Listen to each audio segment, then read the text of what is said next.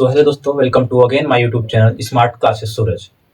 दोस्तों, जैसा कि मैं आपको बता दूं कि आज का जो टॉपिक है वो हमारा टॉपिक है प्रेजेंट कॉन्टिन्यूअस टेंस। क्या है दोस्तों? Present continuous tense.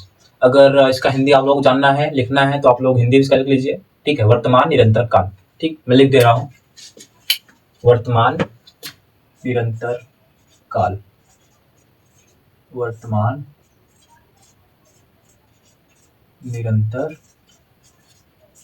काल। दोस्तों, जैसा कि मैं बता दूं कि मेरी हिंदी की राइटिंग थोड़ी सी वीक है, तो आप लोग इस पे ना ध्यान देते हुए आप लोग जो है टॉपिक पे ध्यान दीजिएगा। ठीक, जो भी मैं कंटेंट यहाँ पे आपके लिए लेके आया हूँ, ठीक है, इतने अच्छे से मैं एक्सप्लेन करूंगा, आप लोग उस पे ध्यान दीजिएगा।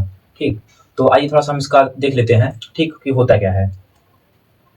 इसकी आइडेंटिफिकेशन देख लेते हैं। ठीक, उसके बाद इसका स्ट्रक्चर देख लेते हैं कि हम इसको कैसे पहचानेंगे कि हमारा ये वर्तमान निरंतर काल है, प्रेजेंट कंटिन्यूअस टेंस है।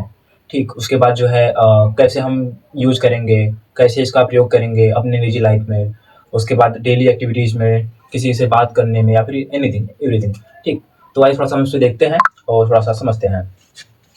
इसकी आइडेंटिफिकेशन होती है, इसको हम पहचानेंगे। आइडेंटिफिकेशन होता है पहचान, आइडेंटिफिकेशन, पहचान। दोस्तों, मैं बार बार हिंदी ना लिखूंगा, आप लोगों को मैंने जो पहले वीडियो अपलोड किया था उसमें जो लिखा है मैंने, सही वीडियो में लिखा गया है और मैंने खुद भी लिखा है।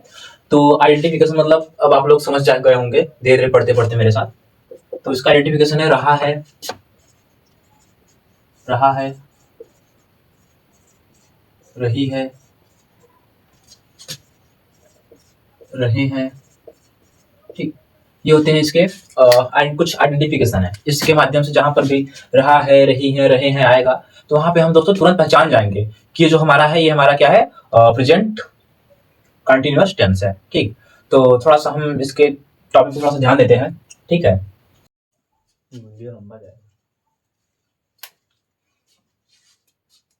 दोस्तों, अब आप जो है इसका देखिए। ठीक है, वह पढ़ा रहा है। ठीक है, वह पढ़ा रहा है। तो मैंने बताया आपको ही सी इट नेम, वो एक वचनकर्ता के साथ जो है हम इज का प्रयोग करते हैं। तो यहाँ पे ही है, तो यहाँ पे इज का प्रयोग आ जाएगा। ही इज पढ़ा रहा है। दोस्तों, पढ़ाना को जाता है टीच। ठीक, पढ़ाना को जाएगा टीच। He is teaching. मैंने आपको बताया था कि लास्ट में आईएनजी ऐड होता है। टीच होता है पढ़ाना का, तो हमें बताया टीचिंग। ही इज टीचिंग, वह पढ़ा रहा है। अब आगे यहाँ पे तुम पढ़ा रहे हो। ठीक, यहाँ पे अगर तुम पढ़ा रहे हो तो मैंने आपको बताया था यू वी दे के साथ या फिर बहुवचनकर्ता के साथ जो है हम आर का प्रयोग करते हैं। तो यहाँ पे हो जाएगा you are teaching, you are teaching. दोस्तों, आप लोग थोड़ा सा इसको देख लीजिएगा और जहां पर भी समझ में ना आए आप लोग जो है कमेंट में जो है बताइएगा जरूर, मैं आप लोगों को जरूर बताऊंगा। और अगर आप लोग नए हैं तो हमारे चैनल को सब्सक्राइब करें, बेल आइकन को प्रेस करना ना भूलें। और कोई भी आपका होता है, कोई भी ऐसा क्वेश्चन पुटअप करना हो आप लोगों को, ठीक, जो आपको ना आता हो या फिर आप लोगों को कोई डाउट हो, तो आप लोग जो है स्मार्ट क्लासेस सूरज के नाम से मेरी इंस्टाग्राम आईडी है, आप लोग वहाँ पर भी जाएं, उसको ज्वाइन करें और वहाँ पे आप लोग मुझे डीएम करें, मैं आप लोगों को ज़रूर रिप्लाई करूँगा। तब तक के लिए मिलते हैं अगली वीडियो में। जय हिंद दोस्तों।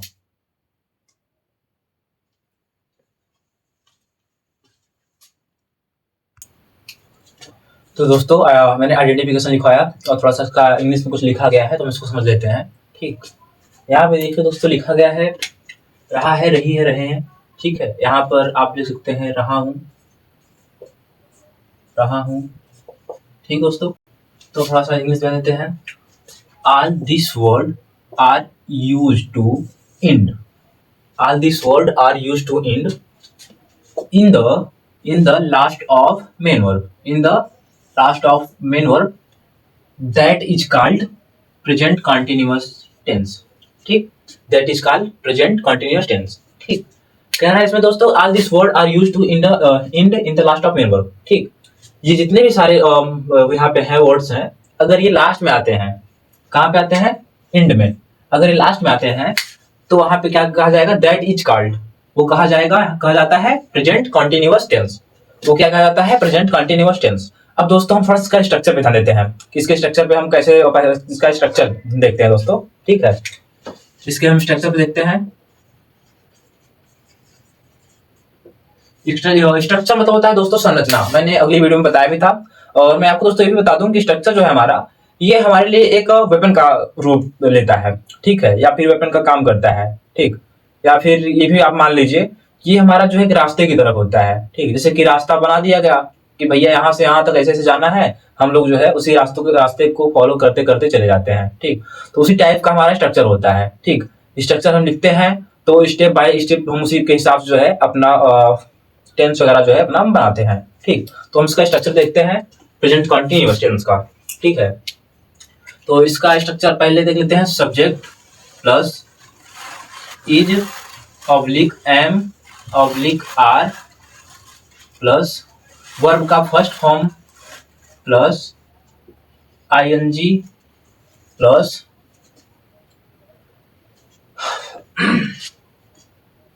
ING plus object plus other word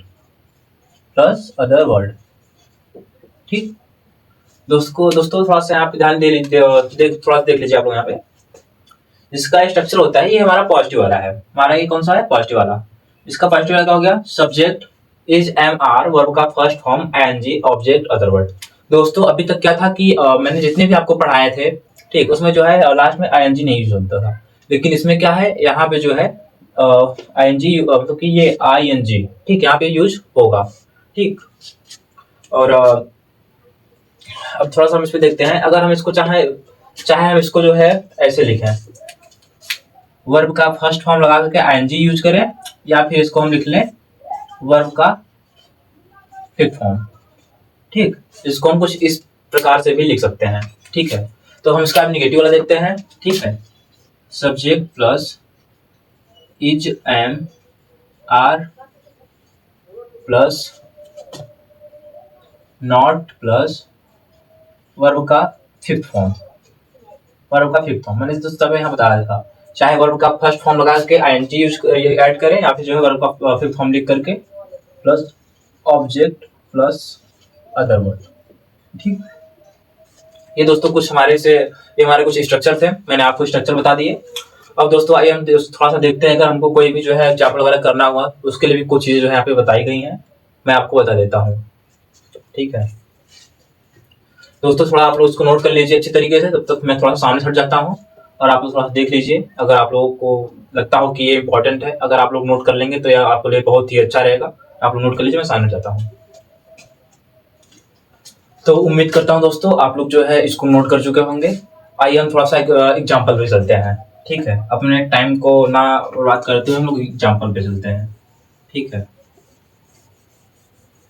और दोस्तों मैंने कई सारे वीडियो ऑलरेडी अपलोड कर दिए हैं अपने YouTube channel smart classes Suraj पे, तो आप लोग जा करके सीख लीजिएगा use of code, use of about to, ठीक।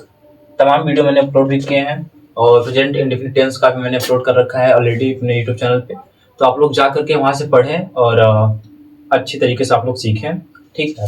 अब आए थोड़ा सा हम इसके एग्जाम्पल पे देखते हैं। इसका पहला एग्जाम्पल है, मैं पढ़ रहा हूँ, मैं पढ़ रहा हूँ। इसका पहला एग्जाम्पल हो गया, मैं पढ़ रहा हूँ। दोस्तों मैं कुछ चीजें आपको और बता दे रहा हूँ। दोस्तों जहां पर भी जो है मैं आए, जैसे आई के लिए तो हो गया, आई के लिए हमेशा ऑलवेज हम एम का यूज करते हैं, जनरली ये सभी को पता होगा, ठीक। लेकिन यहाँ पे अगर आ गया जो है कोई एग्जाम्पल, यहाँ पे अगर कोई आ गया, वह पढ़ रहा है, वह पढ़ रहा है, वह पढ़ रहा है, तो हम क्या लगाएंगे, आई के साथ तो हम एम लगा देंगे, वह के लिए क्या लगाएंगे, ठीक है। और उसके बाद जैसे कि यहाँ पे लिख दिया है मैंने, तुम पढ़ा रहे हो, यहाँ पे लिख दिया तुम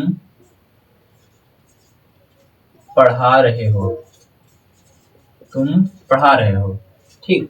तो मैं आपको बता दूं, ही सी इट नेम, वह एक वचन कर्ता के साथ हम इज का प्रयोग करते हैं। कब हम इज का प्रयोग करते हैं, जहां पर भी ही सी इट नेम वह एक वचन करता है, वहां पर जो है हम इज का प्रयोग करेंगे, और आई के साथ ऑलवेज एम का प्रयोग करते हैं। और अगर जहां पर भी यू दे वी इस टाइप का कुछ है, या फिर बहुवचन, जहां पर भी बहुवचन आए वहां पर जो है हमेशा आर का प्रयोग करेंगे। ठीक है, यू दे, जैसे यहाँ पर भी बहुवचन है वहां पे हम जो है आर का प्रयोग करेंगे। ठीक, तो यहाँ पे हमारा क्या है, आई है। ठीक है, आई है, तो मैंने आई लिख दिया। आई के साथ हम हेल्पिंग, मतलब कि हम एम का यूज करते हैं, तो एम हो गया। पढ़ना क्या हो गया दोस्तों, रीड। रीड मतलब होता है पढ़ना। ठीक, अगर आप लोग आता हो तो मैं यहाँ मैं लिख दे रहा हूँ रीड। रीड मतलब क्या होता है, पढ़ना। ठीक, यहाँ पे मैं लिख दूंगा रीड, आई एम रीड, और मैंने क्या बताया था, वर्ब का फर्स्ट फॉर्म, उसके बाद आई एन जी। ठीक, यहाँ पे हो जाएगा रीडिंग। ठीक, रीडिंग, आई एम रीडिंग, मैं पढ़ रहा हूँ। और उसके बाद क्या था, ऑब्जेक्ट था और अदर वर्ड था।